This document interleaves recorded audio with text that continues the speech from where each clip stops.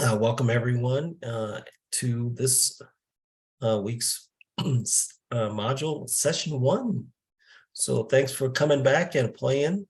And I don't think I have any sound. I'm going to share my screen. Let me know when you guys can see it. Should be able to see it now. Yes. Awesome. So really appreciate everybody coming back and excited to work with everyone here over the next few weeks. And I'm really excited about the folks who jumped on it and worked on their homework here. And as you can see, we're on module 1, getting organized. And we have eight different modules that we'll go through here. And then you'll start to see those arrows start to turn from red and yellow to green as we go to the right. So pretty excited about that. For tonight here, we're gonna look at, here's our overview, and oh, we got one more. Here comes Sandy. We'll start with looking at the homework that was sent in. Kim, since yours came in a couple minutes prior, I don't have those prepped here, but Russ sent plenty to discuss, here, so we can let you guys go over that and then go through the different sections that you see here. And at any point, if you have any questions here, please feel free to answer up. But I do want to put in this little piece here you see at the bottom. We build this program with the most inexperienced, or I guess less formally organized neighborhoods in mind.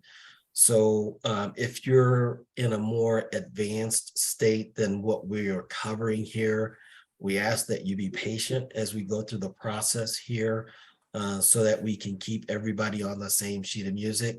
If you have lessons as we're going through, based on your experience, if you're more experienced in this area that we're covering, please feel free to share whatever knowledge you have about that particular area so that we can all learn. That's one of the great benefits for the program here, is that we're able to share our experiences with this with everyone. Let's see, I'm having a little difficulty seeing the chat, Lisa. So if you could watch that, I'd appreciate that.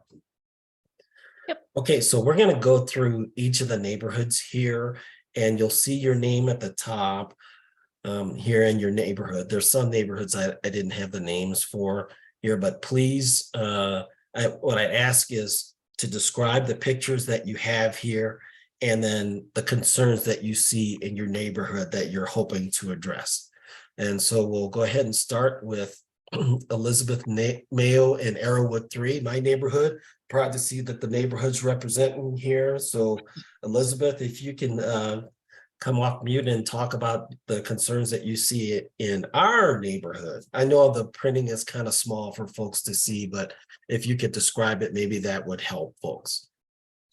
Can you hear me? Loud and clear. Okay, great. Yeah, in this first one on the top left, it's a little bit hard to see, but there's a dead limb hanging off of this, I'm assuming a very old tree with lots of other dead limbs,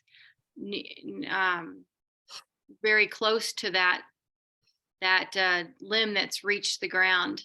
And I just worry, if a fire did happen, that is just a great access of fire to reach up into the canopy of this forest that is also not very thinned out.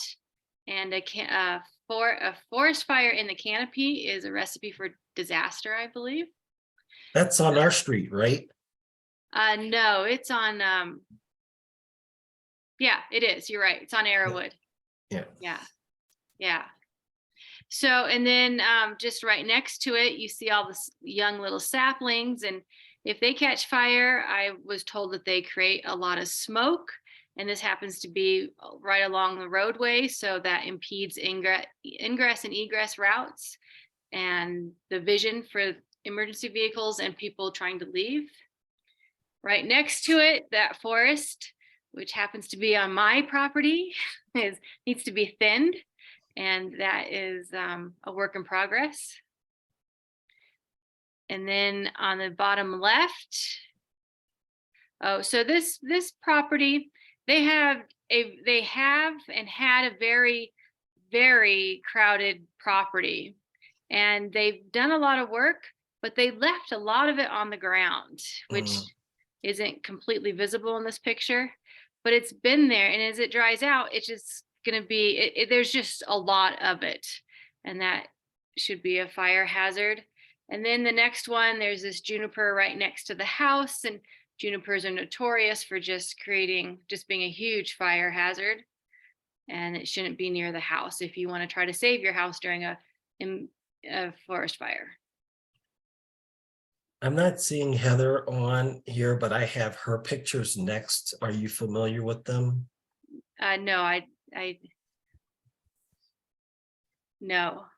I mean, I I can see what she was looking at, I think, but yeah.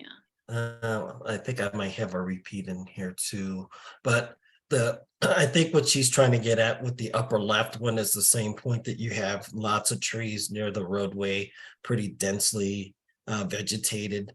And if a fire were to catch in there, it would create smoke, and ladder fuels are in there as well. So we'll talk more about ladder fuels, but in essence, fuels that can go from the ground all the way into the crown and the top levels of the trees here. And I think she's trying to point that out in the first two pictures at the top left.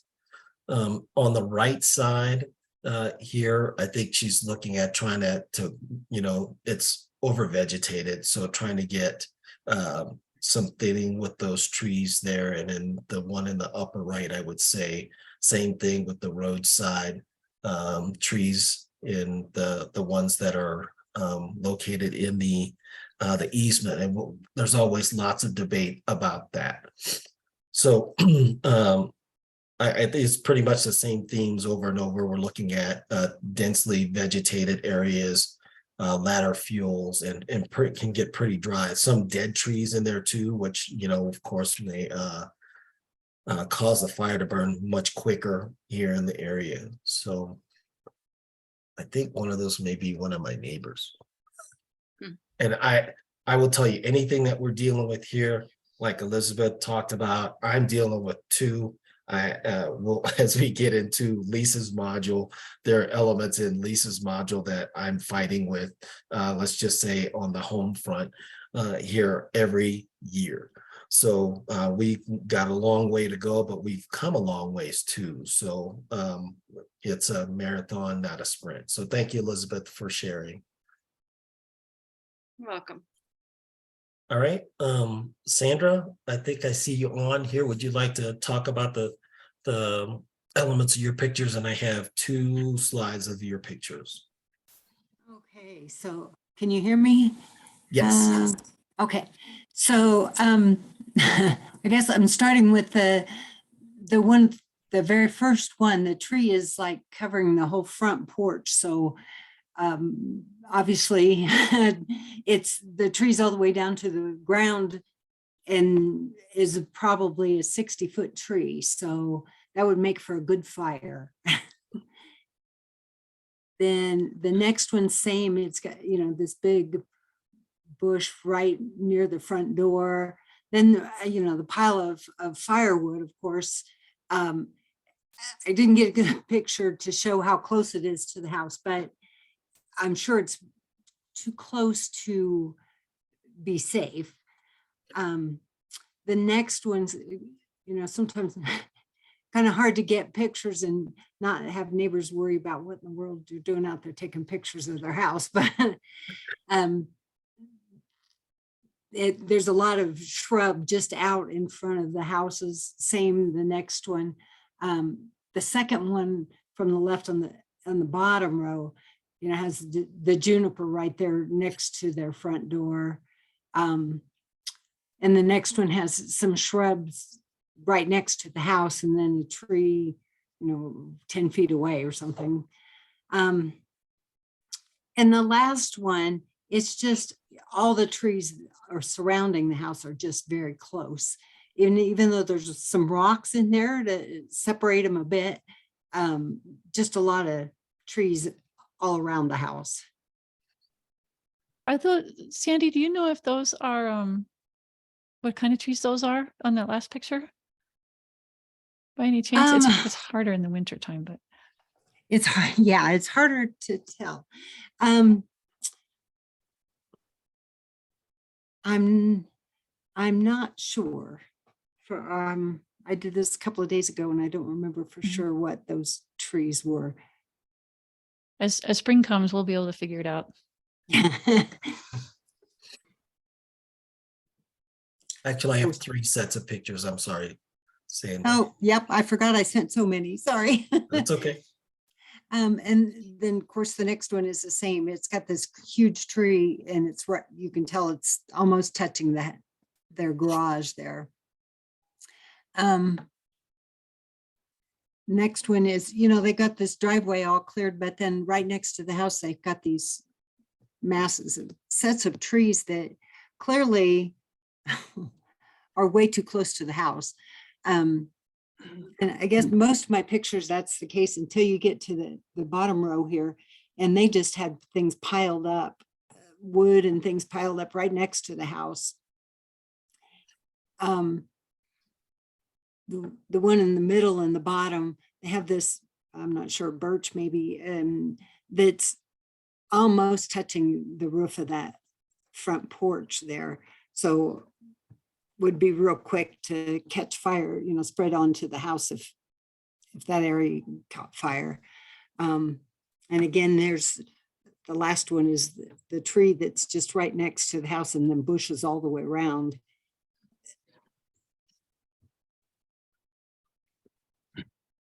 And somebody's saying, is the house, it's a log cabin? Yeah, the one in the middle bottom, it's a log cabin. So yeah, that's wood. Yeah. We're gonna, already, let me just stop you for a second and say, wow, all these pictures that everyone has showed so far, you've all made really good comments. And I've already got a whole bunch of stuff to teach you also in the home hardening section and the home ignition zone section, but everybody, you are so already well informed, so keep going. Okay, last set. Okay, so there obviously, if that bush caught on fire, that's touching the house on a couple of sides. That would be a major problem. And it's all so dry all the way around there. You can tell there's nothing to stop that fire from going right to the house. And that last one is actually the same house as that first one where the tree touches their front porch. And so that huge tree caught on fire, the whole neighborhood would be a mess. I'm sure there'll be a lot of things be able to blow from that, on their house, but then there's a fence connected to the next house, and I'm sure it would just spread down the street. Yeah, and we'll talk some about this, especially we'll talk about the power lines and concerns related to those. But yeah, that's a good point that the big tree kind of overshadows the point of the fence that you can see connecting to that house. And that was a huge problem in the Marshall fire. Even though it started out as a grass fire, that those grasses were running up against the wooden picket fence or the wooden fences, and then they just worked like a fuse over to the houses. Okay, thank you, Sandra. So we'll go over now to Russ Weeks over in Rivers Divide, and I think this is the only one I have of yours, Russell. I apologize if I miss any more. Oh, and I'm Russ, by the way. So I want to show the good and the bad. I mean, the first one is basically that they have cleared that out quite a ways. They're pretty good separation. There's islands of trees. Of course, the snow helps, but I thought that was pretty good. And then a house down the street from ours, they have a wooden structure and they have thinned the trees, but a lot of them are right against the wood buildings. Or so close that if they fell, they would fall onto the buildings and ignite those.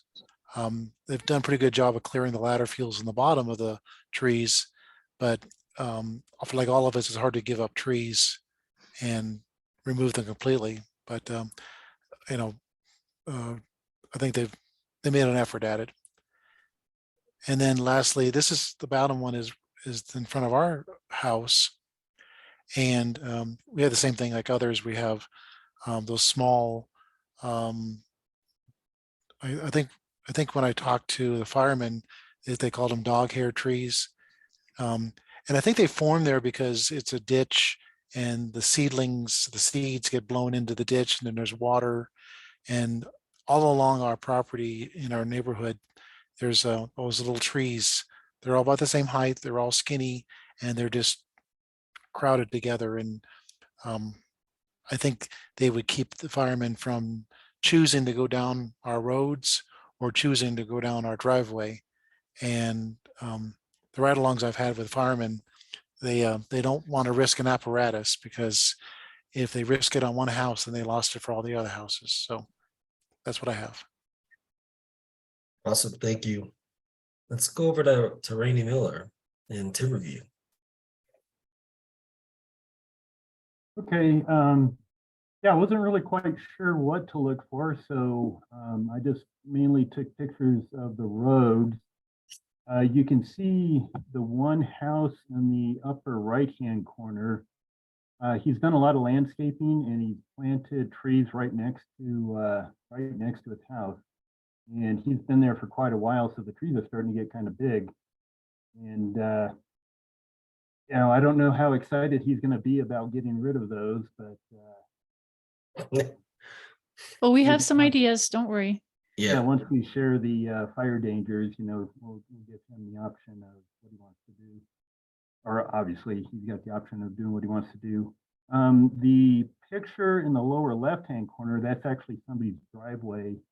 And that was one thing that kind of struck me as, you know, it's, you can see there's trees next to the house, there's trees along the driveway, which might obviously limit fire trucks being able to get up in there. Most of the houses are relatively close to the street, I would say within 50 feet or so. So I think the trucks would be able to get through the neighborhood. It's just really an issue of getting to the individual houses along the driveway, if that's what they needed to do. I think I have one more set of pictures too, Randy. Yeah, it might be. Yeah, Actually, two more sets. probably I took about 50 pictures, and I sent maybe a quarter of those. And my thought is, you know, if we do anything, I'll go out and take another set of before pictures, just so we've got good before and after. But like I said, I was kind of looking at the sides of the streets. They seem relatively clear. There were a couple that I had a little bit of concern over, and I'm not sure if that actually made it. Doesn't look like it's actually the one in the upper right-hand corner. The part that's cut off on the right-hand side, there's a series of, I think it's black pines. And so they have branches fairly low to the ground. You know, a lot of the natural trees there are ponderosa pines that tend to lose their lower branches. So, but those black pines could certainly, you know, let a fire get from the ground level up to the ponderosa pines. Yeah, I remember driving through your neighborhood last summer when I came to speak to you guys, and I actually, you know, the spacing was from at least from the road was pretty good. You guys are doing well with that throughout your neighborhood. So I was pretty impressed with that. Of course, every neighborhood around here can thin their trees, but from the perspective of getting your firefighters in and out, they're pretty good. Yeah. I think this is the last set. Yeah, and actually, when I first moved in, so I've been here for about 10 years, and one of the first things I did was I had a tree company come in and remove about 40 trees. My neighbor did the same thing about 2 years ago. What I'm kind of showing you here, there's a couple of houses. So the one in the upper left-hand, and it's a lot of trees. Actually get her house from the backside, which is the lower left-hand picture. The lower right-hand picture, About a year, well, about for the last 2 years, they've been developing the area just south of us. And they built a road. So we used to be on a cul-de-sac, and they put a through road in there now. And they're supposed to put a gate that the firemen would be able to open. You know, in the case of a fire, if they have to access it through that way, but that keeps the traffic down in the neighborhood. So right now, they've just got a bunch of concrete barriers, but my understanding is they're going to replace that with a fire gate. All right, thank you very much. Those are great pictures. And we'll go next to Emil. Wait, let me ask one question of Randy. So you're in Monument Fire District, right? I believe so. We're an Yeah. unincorporated monument. Okay. Well, yep. Okay, go ahead, Emil.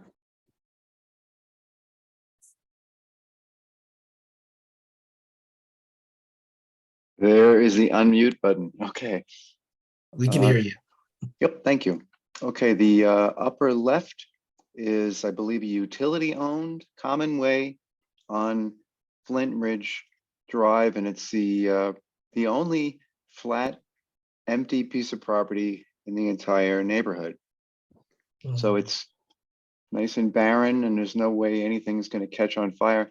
It's just stubble. The utility constantly mows that property down, so there's really nothing there. If you threw a handful of fire at it, it would just burn until it went out. It's great. The one on the right of that is actually all grass, and that's not cut back. That's just dead grass, and that's on Anitra Circle, which is the opposite view of that is Palmer Park. So that is Union Meadows open space, but behind that grass, the brown grass, up to the bottom of those houses up on stilts. And there's a lot of fuel up there. That's typical of the entire area. I guess the only difference is that there's more green showing. There's actually pine of some type, some kind of fir or pine. The lower left, the lower left is driving up into my street, and that's my backyard. Basically, all of our backyards is that Union Meadows open space and the bluff. The opposite side of that bluff is coming up in a couple of pictures, but you can see on this side, which is the dry side, that's always brown in the winter because it's filled with scrub oak and a few pine trees, but mostly scrub oak that die back. And on the lower right, so these I sent them disconnected, unfortunately, so there's no way to connect this. This bottom right picture is looking along the spillway. I think that's Templeton. No, that's Templeton Gap Spillway.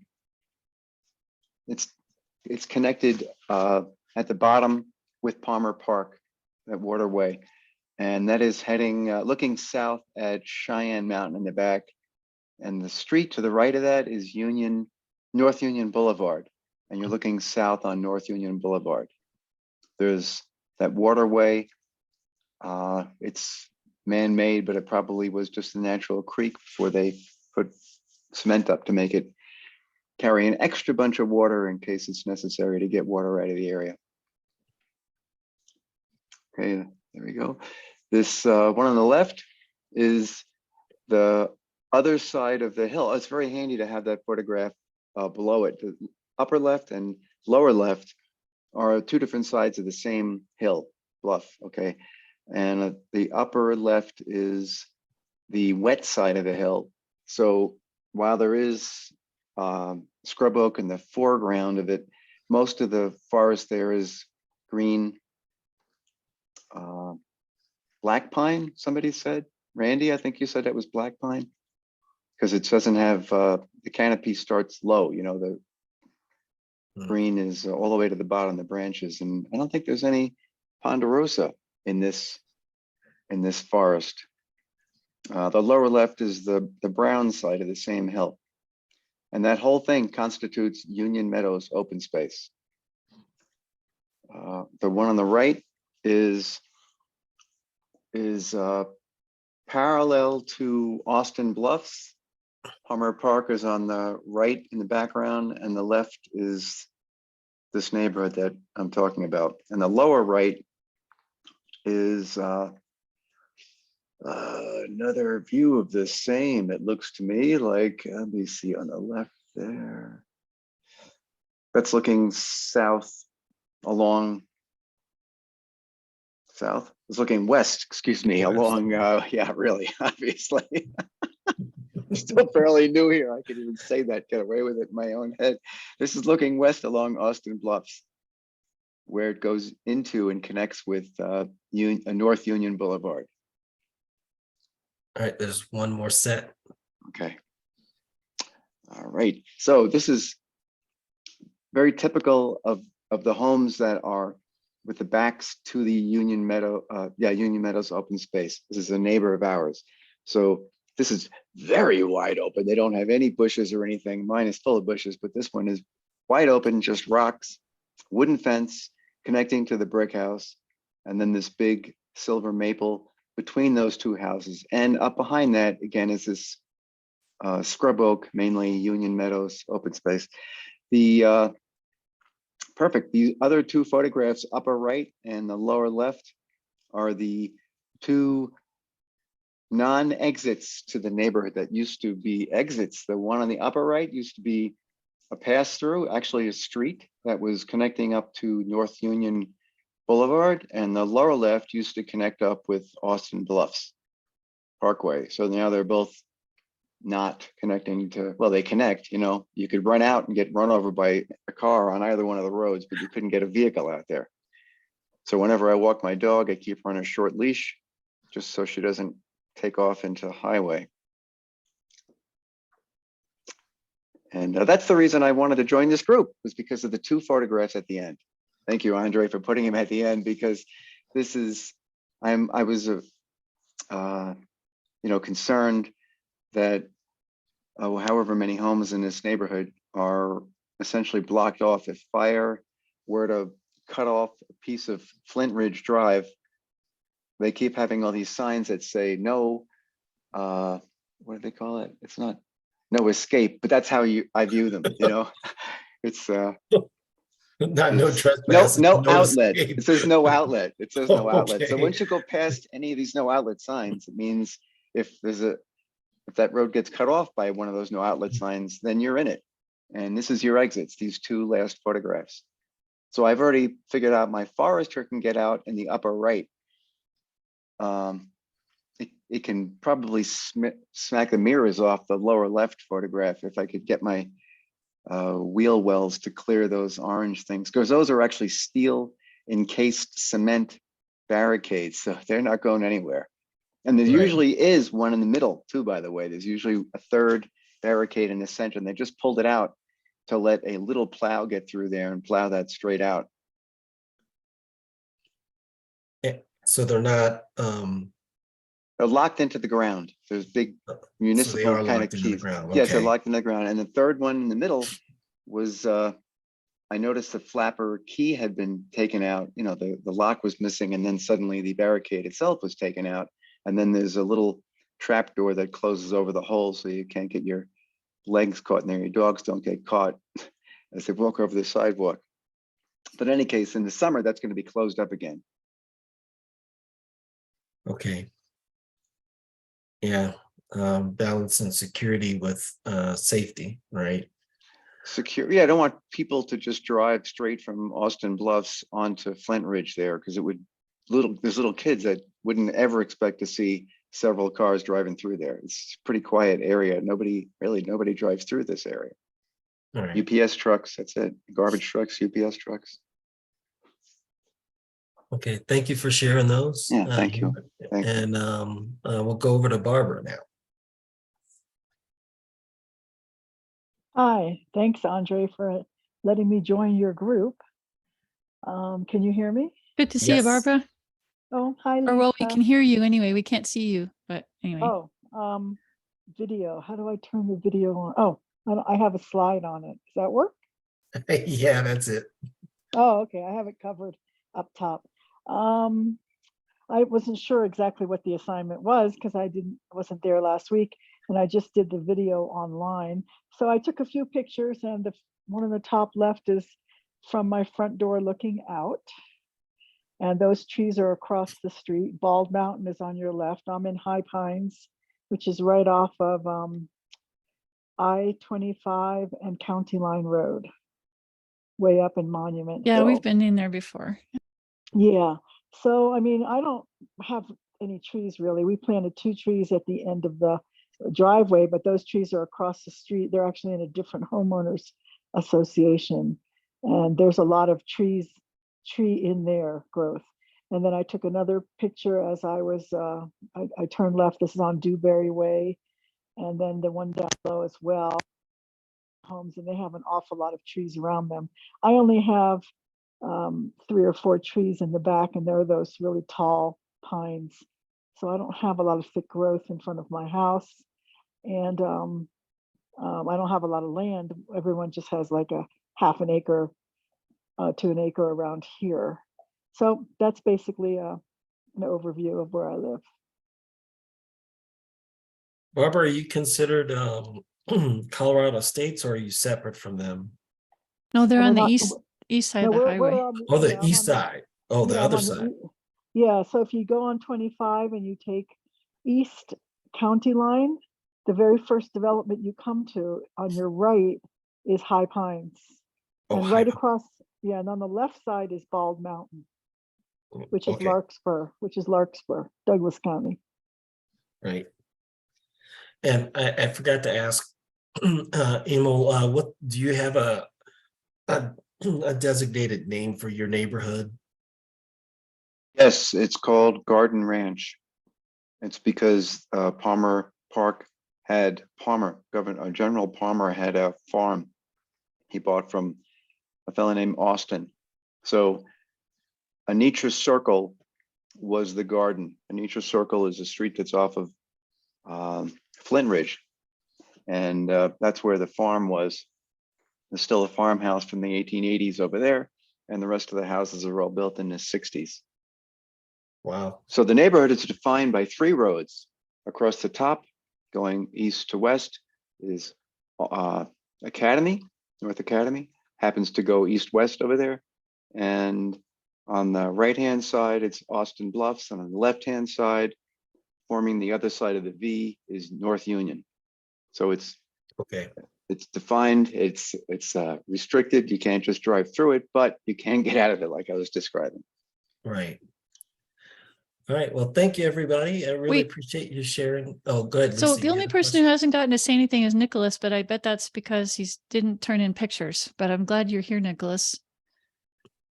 I did not turn in pictures. I don't quite have as neighborhoody a neighborhood, and I feel like I'm more here to kind of do some learning. But I could take, yeah, well, we don't really have a lot of vegetation. I'm kind of in downtown Colorado Springs. Yeah.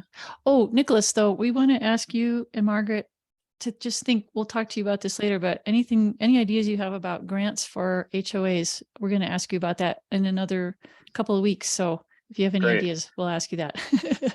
Margaret, I'm doing notes for Margaret tonight. She couldn't make it tonight, but I will. Yeah, I can check in with her about that. Grants for HOAs. Yeah. Either Sweet. official HOAs or unofficial community groups. Great. Thanks. Good to see you. Yeah, good to be here. Okay. So thanks, everybody. What I saw in common was that, you know where all of you live? Besides Colorado? There's a name for where all of you live. Does anybody know what the general description is of the type of place that you live? Urban wildlife interface, something like that. Yep. Wildland urban interface. Yep. There you go. See, you guys can all teach next week. I'll just take the week off. Okay. I'm sorry, Andre, go ahead. They have a lot of slides to go over if they have, if that's the case, Okay. So just want to let everyone know there are many different sources for the information that we provide here, and you can see there our own personal experience, but we've also taken information throughout the course here for the sources that you see below. The next two sessions that you'll see will come from the National Volunteer Fire Council and the Wildland Fire Assessment Program. And then we network here, so you can see us listed with the Fire Adapted Communities Learning Network, and then also down below that, the Wildfire Adapted Partnership and Fire Adapted Colorado.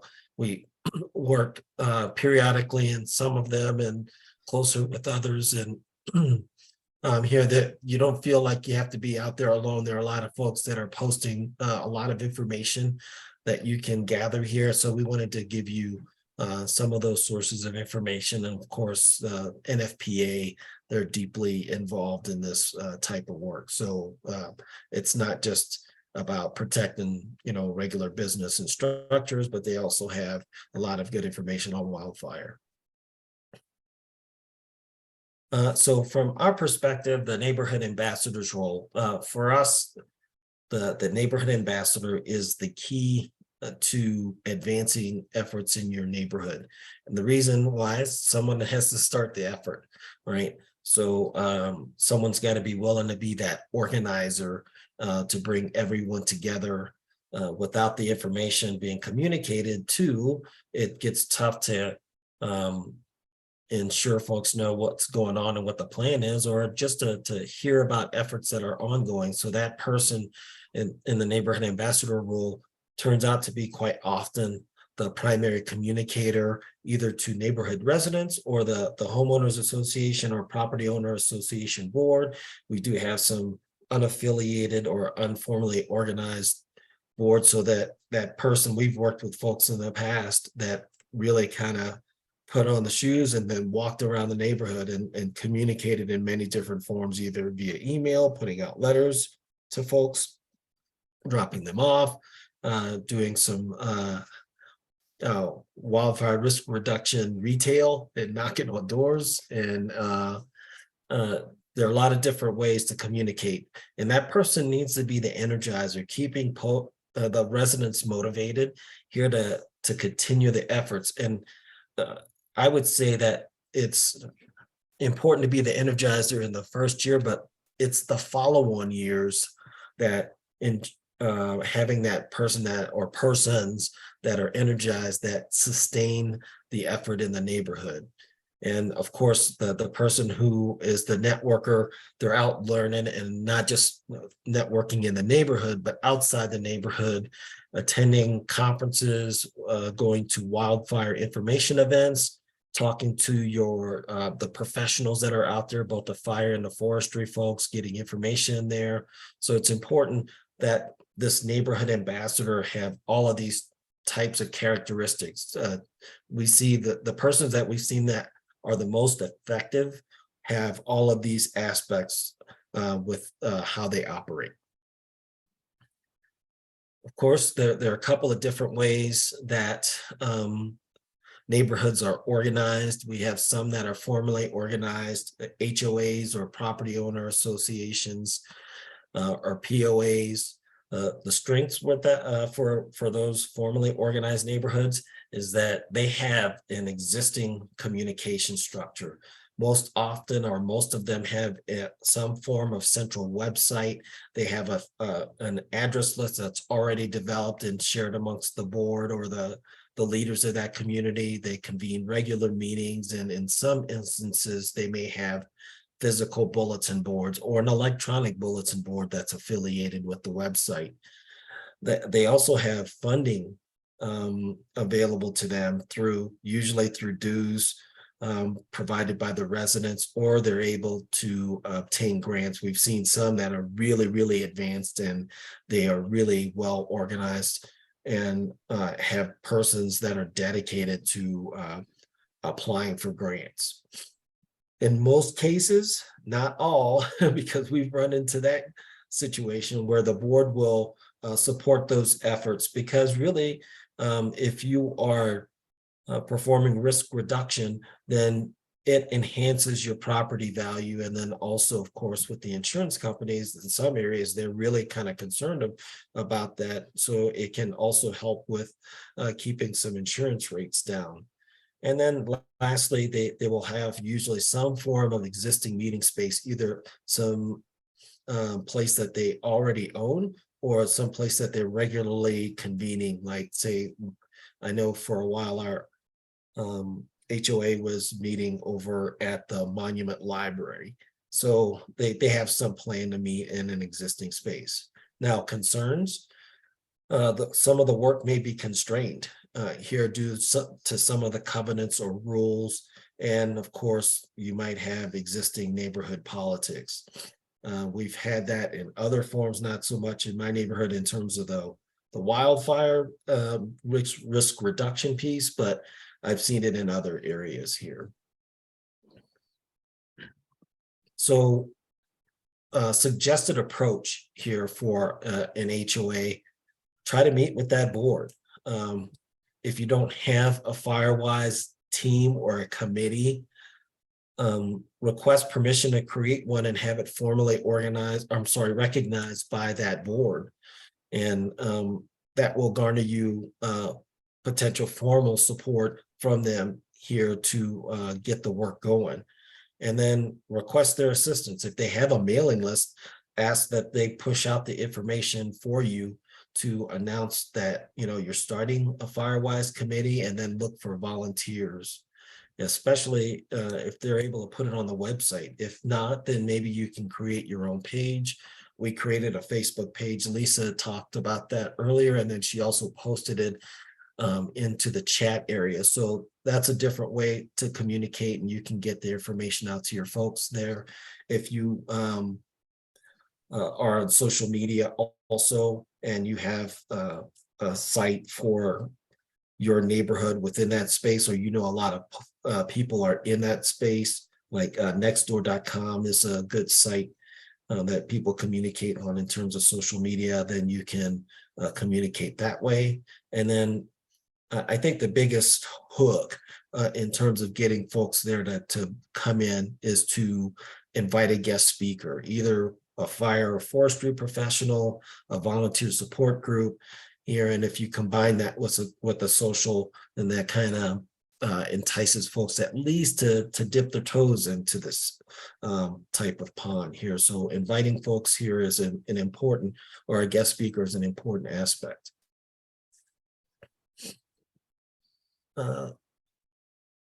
NA is neighborhood ambassador. It's not quite that wide yet, but we're trying to go that far. All right, we also have neighborhoods that are non-HOA or POA neighborhoods. The strengths with those types of neighborhoods, they can organize as those particular volunteers desire. They don't have the same constraints regarding covenants or rules. Maybe a little bit of a lesser concern with neighborhood politics, but of course that could exist with those type of neighborhoods. You know, some of the concerns, you got to work harder to get the word out. You don't have the established communication structure. There are no formal funding avenues here. So you're basically putting the hat out here for everybody to participate, and not likely to have an existing meeting space. But of course, that's not too difficult to overcome. Here I've seen folks where they're actually, that becomes a strength because they can bring folks to their residences, or they have a nice property that they can invite folks to be able to do it. But you know, it involves someone volunteering to use their house for that. An approach for this type of neighborhood, once again, we still recommend inviting a guest speaker to have someone attract further interest. Send an announcement. There are many different ways, and we'll show some displays that you can get the word out here, but sending an announcement about the creation, and use all avenues here that you can see, using signs, social media, dropping off letters. We've seen all of that, and it's all been, I think, helpful. What I would say is, don't rely on one way of informing folks. Try to use multiple areas to get the word out. And there's some things that you can use and make it really obvious, here, and we'll talk a little bit about that. But then, conduct that initial meeting and then start figuring out how you're going to communicate with your folks and where that information portal will be. There are different ways that can be used here. And we've used, Lisa and I, for our group, we keep our information in Dropbox, but I've seen Google Drive work, people keeping it on their own property owner's website or social media site. There are many different ways to work. In terms of the initial contact with the residents here, there are different banners, and you can see the examples that you see there. One, we have a social media post, that we see a website example, and then the sign. In our neighborhood, we have 3 entrances and exits, and I'll same thing in 3 ways in and 3 ways out. And our leaders put signs up at those entrances when we are having our community meetings, or if we're doing a chipping day, they put the notice out there, so everybody leaves the neighborhood at some point here, so that they can see those types of signs and post them. So you have to work, of course, within the easements sometimes, and the rules for that here you have to be careful about. But if you have the opportunity to put a physical sign out where there's a high traffic road, then we highly suggest that, because they may not be able to gather all the information from that. But if you can put some form of a hook, look at our website here and go to that. And if it's a fairly simple website, then people can remember to go to that later, or just put that information out and who to contact. Maybe if there's a thought in trying to email folks, or at least receive contact, so that they can disseminate more information out. And then, of course, then you hit them with the follow-on details, talk about what your vision is, what the intent of the group is, and then, getting that initial meeting information out. I mentioned nextdoor.com. That seems to be fairly popular here, and it's a good way not only to get the information out on the stuff you don't like, but you can get the information out for your neighborhood and what you're working here. You can get information out to them rapidly, and then also you can post pictures of your activities there. So seeing the pictures encourages folks here, not only if they're not able to be there that time period, but if you can show progress through there. I think there's a sense that, hey, maybe I should be a part of that if they weren't part of it before. And you can get the word out and say, hey, we posted, had a great community meeting here, and this is where we're going in our next set of efforts, and you can join us whenever you're ready, but here's our contact info if you're interested. So lots of good ways to connect with folks. And then walking the neighborhood, we had, I think it was actually Colorado State's, and our neighborhood ambassador there, she started out at a non-property owner association type structure, and then she beat the pavement.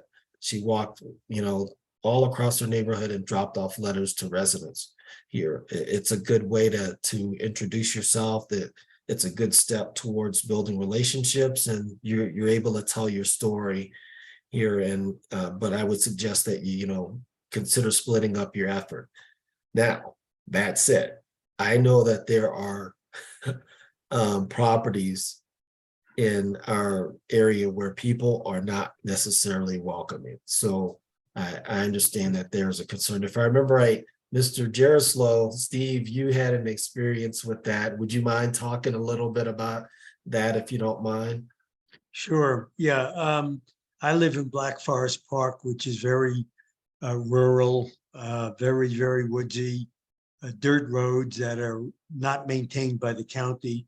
They're maintained by local residents. We don't live within any city limits, and we get almost no county services either. So it's kind of a forgotten part of northern El Paso County. And the people there, for the most part, kind of like it that way, and they are very privacy oriented. Now, I've come to know my immediate neighbors much better over the last year, thanks to Andre and Lisa's program, and they're really nice folks. However, people like their privacy, and many people have signs, a lot of private property, no trespassing signs on their external fences. A lot of them have signs saying cameras in use. Quite a few people have signs that say my insurance policy on my Smith and Wessons that I keep handy. So it's very obvious that some folks don't want you walking on their property. They have gated, locked fences. They don't want you walking up their driveway. They do not welcome you at their doors. There are only a relatively few of them, but there are some. So those are neighbors who you might want to leave a flyer at their gate and Right. not try to walk on their property. In addition, some folks have dogs that are fairly aggressive. I would not want to try to tempt to walk on their property with a dog that is snarling at you. So even though, again, I've learned to enjoy the company of many of my neighbors, they're really, really nice folks, I have learned to be quite selective as to whose properties I will actually walk on because of the tenor of aspects of my neighborhood. Thank you, Steve. Very much true here. And when you start to move in towards that, getting the word out, the next thing is to look at how are you going to have your first gathering here in that initial meeting. We strongly recommend that you make it a social event. Come over for coffee or dessert, or you might maybe even a barbecue if you're already, somewhat friendly with your neighbors. But I think people are more willing to come if there's a social aspect to that event. You take the leaders, introduce yourself and what you're looking at doing, and at some point have along a guest speaker, and then talk about your goals and what you're looking at doing and going forward with your efforts here. And it's really important to capture people's contact information and their preferred way of being contacted, because some folks, it's hard to find their emails, or they don't have an email and they prefer to receive phone calls or text messages, or vice versa here, and they're not willing to, they'll only contact you or be willing to be contacted through email. But whatever their preferred method for receiving information here, you want to capture that. And then also you especially want to request folks who are willing to volunteer to help you organize your efforts. That's really important. It's hard to do all of this stuff by yourself. And if you can get folks to do or willing to participate in some small fashion, it really makes a huge difference. One of the techniques that I saw and Steve, I want to, give you a big applause for the way you conducted your meeting here. Steve had his neighborhood is fairly small, but the technique could be built for any neighborhood. And he basically had the good old-fashioned white poster boards, and then he had diagrams of all the houses. But in many neighborhoods around here, people don't know who each other are and where they live. And Steve basically plotted the names, or able to capture the names and put names to houses. We say names to faces, but we also had names to properties, with that. And I thought it was a really cool and unique way of capturing information. It turned out to be made the aspect of getting folks to know each other a little fun, and then it kind of became somewhat of a conversation piece too, people using and talking about it. So that's another good method that of capturing and getting perspective, and they're able to talk to each other and say, oh yeah, you're the person that lives over here. And of course, with every gathering that we see, you have people that or not next door neighbors, but like 2 houses down, and they're meeting and talking to each other for the first time. So it's, You know, Andre, I think Bob Falconberry did that, and you're right, it proved to be very helpful because we have very thick woods where we are, and people may not know the address, but they'll know it's the 3rd house on the right, and that's what Barb did. She put names of people's last names of people in juxtaposition to the road, so that you could see that the Smiths were the 3rd house on the right, and the Joneses were the 4th house on the left. And you're right, a picture's worth 1,000 words, and it was helpful. and we'll answer your question. Steve and Barb had, upon the entrance to the house, when they were basically greeting folks, they had those posters out, and people put their names to their property. So they didn't go searching for it, you know, for the names on the website. People were validating that as they came in. I think that's what you were doing. Is that right, Steve? I believe so, yep. So if you're forming a Firewise team and you're looking to get volunteers, here's some thoughts on duties and assignments that could be a part of this here. And you can combine some of these positions or descriptions into one particular person, or have one person wear multiple hats here. But you need a chairperson and a co-leader. Those are your primary organizers here and communicators here. And then you have some other things that you can have folks do. If a person is interested in conducting assessments and becoming the lead for that, and they, or maybe have a background in doing some of that, then, you know, take advantage of those skill sets that you have in your neighborhood here. If you know a person that's invested in construction, for instance, then maybe that person could be your assessments lead. If you have a person that's really interested in working the chipping day efforts and leading those here, we have the same person in our neighborhood. He is the primary organizer. He's been doing that since we restarted.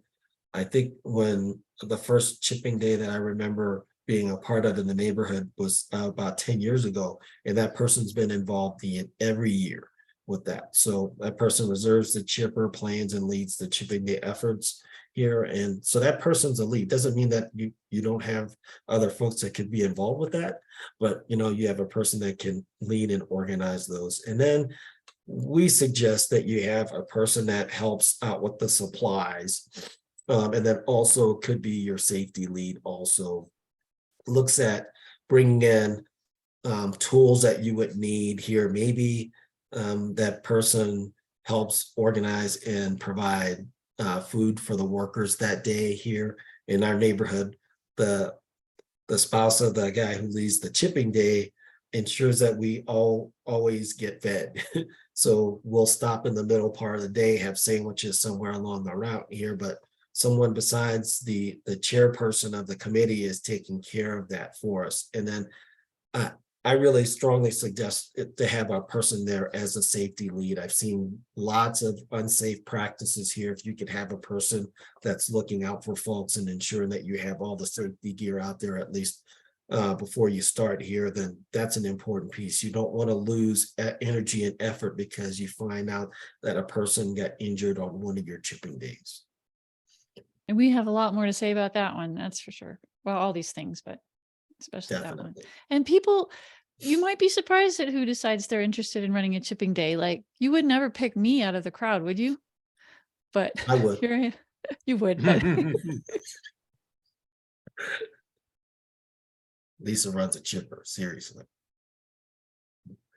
Other positions, preparedness lead. If you have a person that wants to ensure that you get the latest information on emergency preparedness, or if you have a person that's, let's say, into, I think, was it Elizabeth was no, it's not Elizabeth. Becky Zitterich was a botanist. If you have those skill sets in your neighborhood, then allow those folks to help you in the areas in which they have expertise. or at least an interest here. And then we talked about the homes lead here, providing information on Firewise home products here. But the important piece is to delegate. If you're coming in, you're doing all the communicating, that's a heavy load as well. So if you can offload some of this to your other members here, it definitely keeps you motivated as the neighborhood ambassador and energizer here. So, but when you're in that initial meeting, ask for folks that have these types of interests or skills and see if they will help. The next step here is look at your neighborhood and taking an assessment of it. We'll talk more about details about conducting a neighborhood assessment, but really in the big scheme of things, you want to have an idea of your fire hazards in your neighborhood here. We strongly recommend doing some form of neighborhood tour with a fire or forestry professional. You want them to provide to you their perspective on your neighborhoods and the most serious fire hazards of concern. If you start with them and getting them to look at the perspective of ingress and evacuation, they start providing you the details. They get a little bit more reluctant. They won't tell you what or what not to do on a particular property, but they will tell you more often than not that, hey, I'm a little concerned with approaching your house here. So, do that ride along with them and they'll be able to tell you, what their concerns are. The formal aspect of documenting that would come through the form of that community wildfire risk assessment, or there's a community wildfire protection plan, but usually within that protection plan there is also a wildfire risk assessment, and then there are tools out there like the fire adapted community self-assessment tool that will give you the details and the criteria for which you can assess your neighborhood. So for us, for residential properties, we recommend the initial zones around the house, driveways, and then looking at ladder fuels like we talked about last week, looking at the easements for concerns with evacuation and first responder safety. In terms of the visions and goals for the neighborhood, really, you're starting off and you want to start off and become Firewise. And was it, Lisa, you say that becoming Firewise is an admittance that you have a problem here. It doesn't mean that you've solved it, that you have a problem and that you're working on it. And then, but you want to progress to becoming fire adapted, such that if a fire went through your neighborhood and you had to evacuate, that your house has a really good chance of surviving. And the fire, if it flows through your property, it flows around your structures that you have designed to the maximum extent possible. There of course, there are no guarantees with fire. There's there are a lot of concerns related to weather patterns and those types of things, but you're really trying to reduce the risk to your neighborhood. So taking a look at where you're at today, and then looking at your goals and seeing, you may decide that you want to start. We worked with a neighborhood in Bailey, Colorado. Their first focus was getting all of the ingress of the evacuation routes taken care of. So they spent the first year that we went out with them, their whole community effort was completely on the roadside. They were only willing also to start off with 5 feet from the road's edge. They were not, there was a lot of reluctance among the neighborhood to go much further than that. So they took, hey, this is what we can do, and we're going to work within that 5 feet from the roadside. And they were able to get a huge amount of vegetation still taken care of. So like some of the pictures that we saw there earlier, if you could start and say, our focus is going to be on the roadsides, and then we'll also have, let's say, maybe the first chipping day of the year in the spring, we'll take care of the road, and then we'll take care of vegetation around the houses on the following one, however you want. But just think about what your goals are and develop a plan for them, and then let people know where you're working. So I think you'll see over time here, as you're starting to do this, that you're going to develop a closer relationship between the residents in the neighborhood as you progress. Quite often we're asked, well, what are the steps towards Firewise recognition? And I think it's a good step to let folks that you know in your neighborhood know that you're serious about becoming more prepared for fire. First, of course, you have to organize and form your committee. You have to plan and develop some form of risk assessment, and then start working on your plan. So conducting an outreach event where you're working on events here. Now, at a minimum, you're required to look at volunteer hours as related to the number of, of dwellings in your particular property area. So you'll have to take a look at that, and then I would recommend communicating with the NFPA to make sure that you understand the same perspective that they have on the Firewise declaration, and then provide information on being Firewise and what effort you're undertaking with that. So you do communicate that with the NFPA, and you can see the website there to get connected with them, so you can relay that information to the organization, and they will also connect with your state Firewise liaison. But it's cool to acknowledge that first step and have that Firewise sign within your neighborhood here, and gets people to know that maybe, hey, I want to be a part of that. And that doesn't have to slow you down though, because that is gathering a lot of data. And in the meanwhile, go ahead and start doing the other work and just keep track of all the work you do. Take pictures, keep track of your volunteer hours. And then when you finally do get your Firewise application turned in, you'll have more to tell them. Thank you, Lisa. So putting your plan into action, it's really important to not wing it, because to get these efforts done, you're dealing with a lot of people, and everyone has their own schedules and things are going on in their lives. So we recommend developing a schedule, getting that information set on your major days well in advance, and getting the information out so that people can know to commit. When you're asking them for their support, you're not asking them to do that next week. If you give them, we recommend a minimum of a month to get the information out, because not everybody sees it initially as you put it out. It may take them a while to do it. And then also people's schedules tend to be a little bit more open after you, the further out you go. So if you're able to put those items out in the schedule early, like in our neighborhood, we decide that we're going to do it twice a year, usually somewhere in the May to June time period. So one in the spring and then one in the fall, and that can vary from September to October here. And then of course, we've had one a little bit later than that, but that was usually due to situations that were going on in the neighborhood. You might have had, bad sets of storms coming through here, and early snow, in the fall here. So just think about your schedule, get it down, and let people know about it.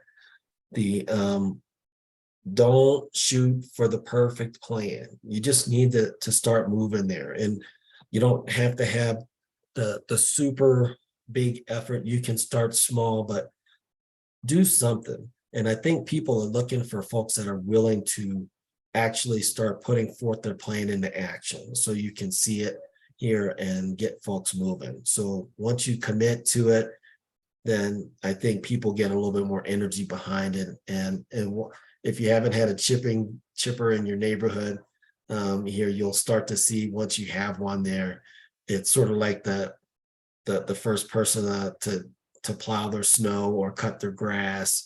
Once you hear that, then it does have an effect, and good effect for people, at least to find out what's going on, with your particular effort. So see how you can make it fun, have some form of social with it afterward. We've seen that happen quite a bit. You saw the pictures in the kickoff meeting here. So try to make it some form of fun, or have a break for lunch in there so you can socialize too. Oops, excuse me. For an annual cycle here, recommendations that we have in the first 3 months. So this is the time frame where you want to determine what your goals are and develop your schedule. as we talked about earlier, recommend that you announce those chipping days as soon as possible and reserve your equipment. Those, yeah, I think everybody on this call here for the most part, Jamie Baumgartner sent out the chipping day advance notice. If you didn't receive that for the monument area here, let us know. I think for the Weeks is out in Rivers Divide. You guys are out in the county. You're not in the Tri-Lakes district. Yeah, they're in Peyton, and we have 2 people from Colorado Springs Fire Department. Yeah. So the folks that are in the monument area, take a look at those. For the Colorado Springs area folks, you might want to connect in and with the fire department and see what their schedule's like too. So it varies with the different fire departments or fire protection districts here as to their schedule. But I think the idea is Colorado to try to get Springs, it on their schedule as soon as possible. Yeah, sorry, go ahead, Lisa. I think in Colorado Springs, they announced to you when they're coming. But Okay. you want to talk to them directly. So from the months of April and May, this one you want to get into your detailed planning and making sure that you're set with those. And then when you're going through the early part or the late part of the spring, and then through the fall here, you're looking and doing your assessments, doing your chipping days, getting your information out in preparedness fairs or attending them and getting the word out so you can attend. In Monument, on April, I think it's the 8th, right, Lisa? At Palmer Ridge High School, there will be a wildfire preparedness information day where the professionals will be there, but that chipping or that information fair was organized by one of the high school students there and their emergency preparedness club. And this will be the second year that they've hosted that event, and you'll see the fire department and other forestry professionals there to talk about wildfire preparedness and risk reduction. So it's awesome event. So April the 8th at random drop. April the 8th at Palmer Ridge High School. And then October to November, conduct your neighborhood meeting. I recommend, once again, a social to review your progress.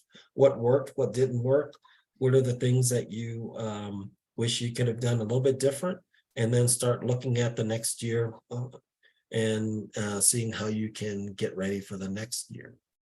So with that concludes at least this block. I know this one's a little bit shorter, although we're closer to our time here.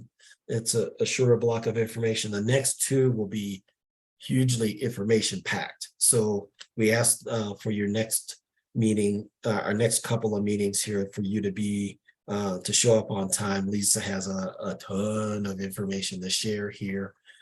These are the items that we had here. And then before we go into the homework, let's ask if any folks have questions that we didn't answer already. Andre? Yes, I sir. do. This presentation at Palmer Ridge High School, do you have any more specifics? Do you know what time it is on the 8th, April 8th? I don't have that information quite yet. Whenever we get it, we will help promote it. Usually it starts about 9 o'clock-ish, if I remember right, and they'll have presentations that day also.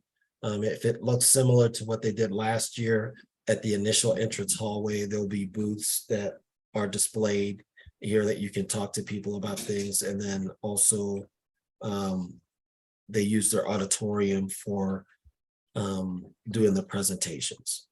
But you'll get word out to us when you have a time. I'm sorry, could you say that a little louder, Steve? You will get the word out to us, the beginning time of those presentations on April 8th.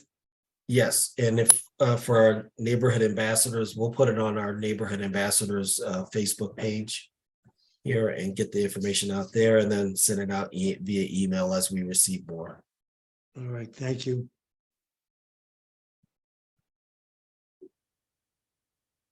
Oh yeah, good point. Black Forest / mulch site opens in, what's it, April 29th? Okay, cool. And that's a dump site for us here. I don't think I think it's what you can take chips out for free, but if you to dump, it costs you a little bit of money. I think I had 20 dumps, and I think it was either 12 for 20 or 20 for 12. I can't remember which one it was, but it's a great deal for us that live in the Black Forest. And then there's a site for the Colorado Springs folks. There's Rocky Top down at I-25 and Highway 24 in that area. So that's another area you can bring things, and then Slash. And I think during some periods they'll take donations of canned goods for some of the food pantries, but it varies through the year. So I would check with Rocky Top's website as to what their fees are, if they have any. I've never had them ask me whether I'm a resident for the Black Forest Slash. I've never heard anybody ask other than No, I believe that what they usually ask people is to make sure you are just not a commercial operation. Right. yeah. Let's to make sure, since you mentioned, for Black Forest residents, I think it's for everybody, if we're willing to drive there. And you can get chips for free. Not Yeah, that, if you load them yourself, yeah. Well, they have a front end loader. If you're willing to pay $5, they'll dump it into your trailer on certain days. So check their website for that. I had it done for me. But then of course you can do the labor yourself. Any other questions? Okay, so let's talk about the homework. So thanks for once again for doing your homework in the first session. This one is for those property owner or HOAs, POAs. Determine your engagement date with your board if you're not currently recognized here. And so it doesn't mean that you have to do it at that date, but just start looking at those days here and when you're looking to meet with them. And then look at an initial announcement. So for that announcement, develop the following. Look at what methods you're gonna use, how you will disseminate it, and then when you will post or send that initial announcement out, and determine that prospective date for the initial neighborhood meeting.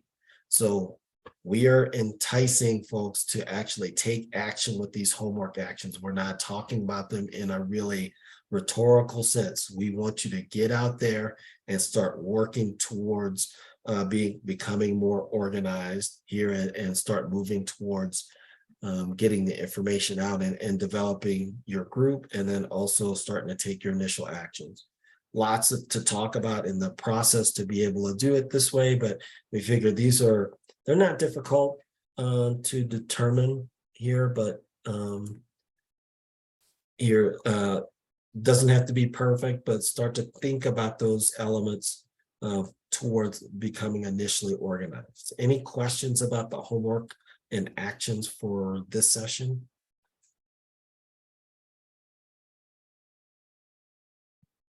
I would, I don't know if you saw it, but I posted in the chat a link to 2 different folders in Dropbox, and I hope somebody will test them and let me know if you can actually get in, or if I didn't do the permission thing right. But both of those, I tried and it didn't work. it didn't work. Okay, so when Yeah, I tried, and it took me to my Dropbox, but not to yours. That's what it did. Yeah, it took Oh, me to my Dropbox. okay. Yep. I'll work on that. And when Andre sends out the next, email to you, we'll have a better link in there. But anyway, when you get there, both of those folders have some of the resources I put in the chat, and including, there's one whole folder full of just nothing but news articles for you to just read, which might help you. Oh, let's see. For folks without a property owners association. That's okay. Yeah. That's a good question. I would say think about the same thing in the second and the third bullet here. Look at your initial announcement, how you're going to get it out, how you'll disseminate it, and then when you're looking to post it, and then an initial date for the neighborhood meeting. And then email, the other thing I would say is, if you don't have an HOA, just decide, make and draw yourself a map of what you're considering to be your neighborhood. Who are you going to try and cover that makes sense with the geography around you? That's true. If you have a huge neighborhood, we had a couple of neighborhoods that had, like over 200 properties or lots on it. It may be difficult to get the word out to all of them, but you may have a section that you may want to focus on. That's Right, perfectly right. fine. Yeah, I could look at the last group of homes that are behind the no outlet sign, work my way from a tiny to a larger, because Mhm. that's going to already be a lot of people to cover. Yeah, just bite off a little chunk to Yeah, start. yeah. Yeah, that's great. I'll start at the bottom of the triangle, basically. Okay. Yes, so good question, Elizabeth. How do you communicate it? Send the information to me at epg@tlumc.org. So oops. Andre, I notice on the chat site, someone asked me a question. I'm sorry I didn't pick up on that sooner. Can I comment on that? Absolutely. What was the It question? said, it asked, did I use the county tax website to assign names to houses? No. As Andre mentioned, we just counted on the folks who attended our first social event, which was a delightful barbecue last July. And as people came in, we assigned them, we asked them to put a sticky on the road where they lived with their address. And then we realized it's the fifth house on the right on Fool's Gold Lane. That's how we did it. But we certainly could have gone to the county tax records and figured out exactly who was living everywhere. But we kind of did this on an informal, voluntary basis. I still don't know all the neighbors in my small neighborhood. I think we have 32 homeowners. I'm only aware of 23 of them as of right now. The others have declined to join this informal group of ours. So I'm playing it very slow, very informally, because as I said, by and large, people around here want to kind of keep to themselves, and I have to respect that. So I'm just encouraging people to join as they see fit. It's completely informal. There are no dues, no bylaws, no nothing.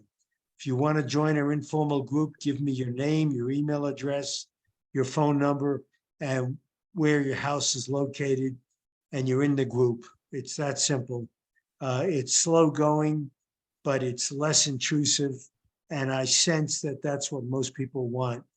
So, but I can tell from the photographs that some of you have provided that your neighborhoods are older, maybe better organized, maybe better structured, and you may have a more formalized approach that will work better for you folks. I hope that answers the question. Thank you, Steve, for elaborating on that. And it's a great technique to use here. I think actually I'm going to try to put those into the slides and formalize that, so we can remember to continue suggesting that each year. I think it's a great best practice to get folks to know each other here. And 23 out of 32 is fantastic. That's nearly, 2/3 of your neighborhood there. So I think if you had a quarter of your neighborhood, it would still be great. And so the fact that you went from very, very beginning phases of this to 23 out of 32 in that shorter period of time is a great testament to the effort that you guys put forward here. Well, thank you, but we couldn't have done it without you and Lisa. Well, we can provide information, but until people start applying it, that's when we see the benefits. And actually, it's hugely encouraging to us to see that progress here. More importantly, to see how your neighborhood was growing closer together and starting to meet with each other. So I was really encouraged by seeing that. Thank and you. Spur other events that kind of benefited from that, like your the fiber that was being laid down and going out to more people than maybe would have gone out before. So a lot of other benefits that came out of your work here. So it's awesome. Thank you. Okay, so we're at our time here, and I don't want to keep you any longer here, but I want to say thank you for being on once again, session 1. Do your homework for session 1, or I'm sorry, from the kickoff, you did great. Now with homework for session 1, let's keep that energy going. Next week, we're going to start getting into the details of doing home assessments here, and Lisa will go in excruciating detail and take lots of your questions. So we're looking forward to having everybody here. If you want to invite your neighbors and residents to that session to learn about the assessments, we encourage you to do that here, and we'll go through all of that in the next 2 sessions in very, very great detail with lots of good examples along the Lots way. of photos. It's pretty much all photos. Yeah, right. So with that, we'll end tonight's session and say thank you for being here, and we'll see you next week. Thank you very much. Thanks. Thank you. So it looks like Thank you. the new links I got there are working. So that's great. Thank you very much. See you guys. See you next time. Bye-bye.